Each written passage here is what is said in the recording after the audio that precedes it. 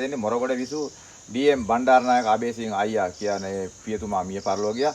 එතුමාට පින්බිනිස බිරිඳ සහ දරුවන් විසින් තමයි තෙමක් පූර්ණ පින්කමක් සිදු කරන්නේ 2025යි 5 වෙනි මාසේ 7 වෙනි දින සාසනයට පූජා කරා සිසිර කුමාර කියන තරුණ මහත්මයා එයා පොළෙලි ව්‍යාපාරිකයෙක් වශයෙන් ඉතාම හොඳින් මේ කටයුතු කරා.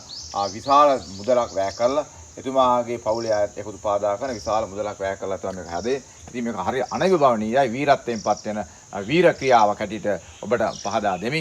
ඓතිහාසික පුදුබිමක මේ ඉතිරි කටයුතු අපිට කරගන්න අවශ්‍යතාවය තියෙන එකට ආධාර කරන උපකාර කරන්න මෙන්න මේ දැවැන්ත තොරන් රාජ්‍ය විවෘත කරනවා. පොසොන් මාසේ පොසොන් එකට ඉස්සලා දවස් අපි විවෘත කරන්න බලාපොරොත්තු වෙන 9 වෙනිදා. ඒ නිසා ප්‍රදේශවාසීන්ට විතරක් නෙමෙයි ගලංගා වාසී ගම් වාසී ප්‍රදේශයේ හැම කෙනෙක්ම ඇවිල්ලා ලොකු කුඩා බාලමහලු තරුණ අම්මේ අප්පච්චි දරුවනේ අවරෙල්ලා බලපල්ලා. ඒකට ආධාර කරපල්ලා උපකාර කරපල්ලා. එතකොටයි වටින්නේ.